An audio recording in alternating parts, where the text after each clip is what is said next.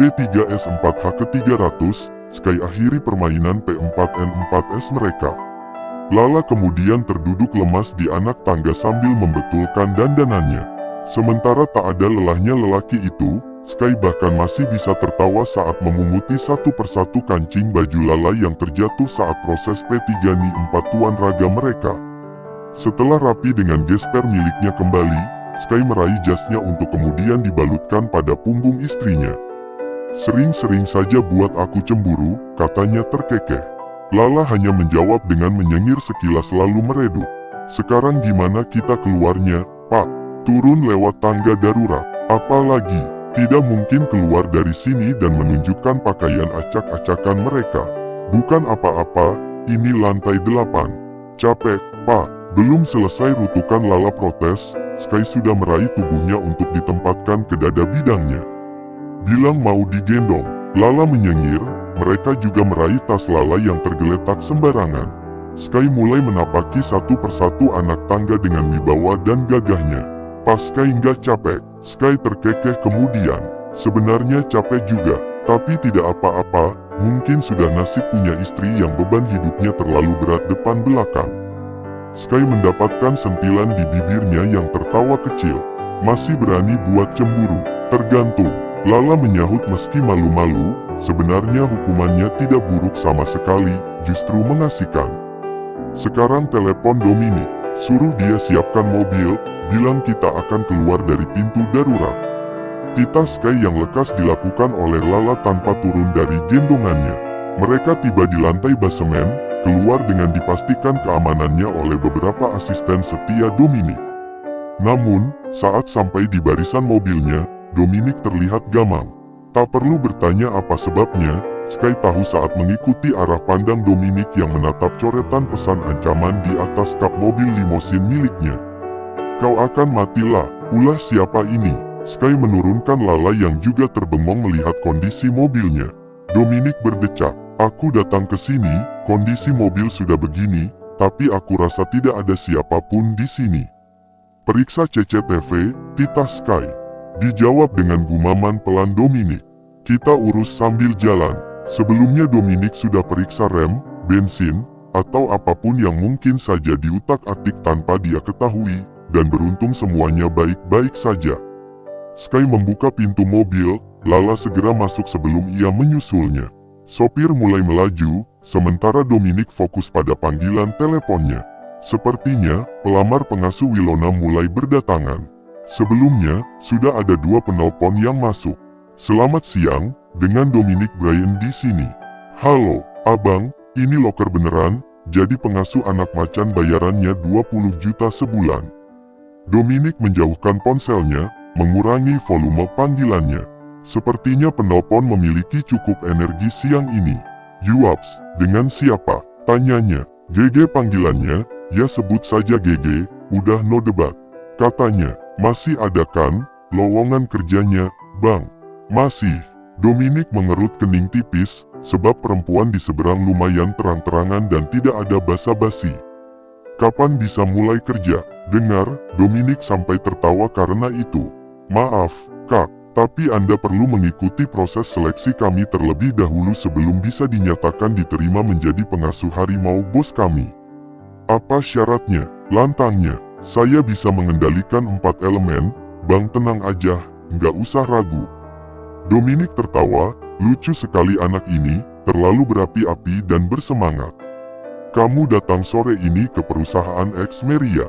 Xmeria yang merek panci Presto itu." "Ya Tuhan," Dominic kesal. "Banyak elektronik perusahaan kami yang dijual, salah satunya ponsel pintar yang menjadi best-sellernya, tapi kenapa kau menyebut panci Presto?" Iya, maaf, bang. Tapi yang saya tahu cuma panci Prestonya." Dominic memutar bola matanya. "Datang saja ke perusahaan, bilang akan bertemu dengan Dominic Bryan. Sudah ada 2 orang juga yang akan interview, semoga kau yang akan bergabung dengan kami, terima kasih." "Oke, kesana segera, tapi ngomong-ngomong, abang, bagus juga namanya." Dominic mematikan sambungan teleponnya secara sepihak. Bibir berdecak sambil menyimpan kembali ponsel ke saku kemeja. "Siapa?" Sky bertanya setelah sedari tadi hanya menyimak percakapan tunggal Dominic dengan teleponnya. Pengendali Wilona, Dominic terkekeh, 20 juta baginya terlalu berani untuk menjaga seekor Wilona. Tapi lihat, belum ada 5 jam di share locker-nya, sudah banyak yang mendaftar. Pastikan bukan mata-mata, pesan Sky. Tenang saja, enteng Dominic. Secepatnya, stalker akan kita dapatkan juga. Ruangan Sky Rain, Dominic dan satu orang gadis menghadap CEOX Meria tersebut. Perfect, Sky memuji wanita bertopi hitam itu. Celana jeans longgar dengan aksen saku di sisi-sisi paha, dan t-shirt putih yang juga longgar. Ada 4 pelamar yang dinyatakan tidak lulus dalam menaklukkan Wilona. Dan satu-satunya yang menarik perhatian Sky hanya gadis cantik dengan logat ceplas-ceplos. Saya diterima, bos, tanya GG.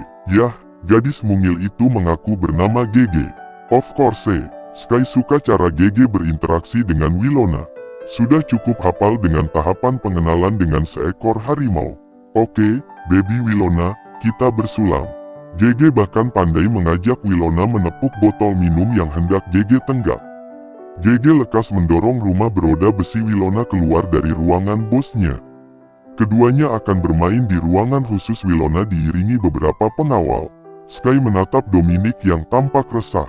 Kusut muka lelaki Belanda itu, jelas karena sebelumnya Dominic dibuat jengkel oleh GG si rese yang mengatakan jika dirinya tampan tapi wajahnya mirip penjajah. Ngomong-ngomong, Dominic tak suka perempuan yang berpakaian seperti lelaki. Bicara pun seperti tak ada saringannya sama sekali, cukup Sky yang menamainya penjajah, kenapa harus ada orang yang lainnya? Aku pikir kau tidak memperkerjakan gadis kecil, bos. Bukan dia yang menjaga Wilona, justru aku yang menjaganya. Lihat saja tangannya yang mungil, Wilona mungkin akan menyantapnya suatu saat. Dominic protes, tapi, aku suka, GG. Dia paham cara merawat Wilona, bahkan sudah cukup berpengalaman, sudah beberapa kali merawat harimau sebelumnya. Dominic menghela tak suka, dan hal itu memaksa Sky memperingati. Kau tidak akan mencampur adukan kekesalan dan pandangan pribadi dengan pekerjaan kan? Terserah saja, Dominic mendesah, lalu duduk lemas di atas sofa. Sekarang, kau selidiki saja lebih lanjut, asal-usul keluarganya. Jangan sampai GG datang untuk menjadi mata-mata kita. Dominic menghela napas lemas. Malam sudah menggantikan siang-siang Lala yang penuh dengan aktivitas. Lala terdiam di sofa kamar suaminya dengan semburat wajah yang tidak baik-baik saja. Rambutnya basah karena baru beberapa menit yang lalu mandi keramas. Sky dan Lala masih terobsesi dengan kegiatan panasnya. Jelas saja, mereka pengantin baru. Dan lagi, sudah cukup lama tidak melakukan hal yang sebenarnya diimpi-impikan sedari dulu. Namun, malam ini Lala kecewa setelah Sky lagi dan lagi memakai pengaman. Bahkan, di tangga darurat kemarin, Sky membuang benih unggulnya di sapu tangan yang kemudian berakhir di tong sampah. Lala ingat betul, Sky juga memakai pengaman di malam pertama mereka. Padahal, yang Lala tahu, salah satu alasan Sky menikahinya karena tidak ingin dipecat dari jabatan. Yang itu berarti, CEOX Meria tersebut harus setuju melahirkan pewaris tahta. Itulah tujuan utama Papi Rega menyuruh Sky menikah lagi di usianya yang sudah 40 tahun. Paha Lala beringsut setelah kemudian Sky menyentuhnya. Hal yang tentu membuat Sky tidak suka ditepiskan. Wai, Sky meraih lutut Lala secara paksa lalu meletakkan kepalanya di atas pangkuan wanita berdres renda putih tersebut. Kapan pas Sky siap punya anak? Wajah Sky mendadak meredum. Sejenak lelaki itu menghening. Kau tidak akan hamil apalagi punya anak, celetuknya kemudian. Kenapa? Sontak Lala mengernyit, sekaligus ingin tahu kenapa Sky mengatakan jika Lala tidak akan hamil. Apa alasannya? Tidak ada alasan, sanggah Sky. Intinya, kau tidak akan pernah hamil selama menjadi istriku, titik. Putusnya. Jadi ternyata saya salah ya kalau berharap pas Sky tidak hanya menjadikan saya istri tapi juga memperlakukan saya seperti istri. Memang selama ini aku memperlakukanmu seperti apa? Sela Sky, hanya karyawan. Mendadak, mata Lala berkaca-kaca. Kemarin, Saya pikir Pak Sky serius mau berumah tangga dengan saya. Tentu saja, Sky bangkit untuk menatap istrinya dengan kening mengerut. Aku sudah menikahimu, apalagi sekarang. Ibu saya juga mau menimang cucu. Pak Sky pasti tahu, ibu bahagia saat mendengar saya dinikahi. Pak Sky, itu karena ibu amat sangat mengharapkan cucu, Pak. Bilang saja kamu tidak bisa hamil, enteng Sky. Loh, selalala heran. Kita bahkan belum mencobanya, Pak. Ketusnya, kita cari topik yang lain.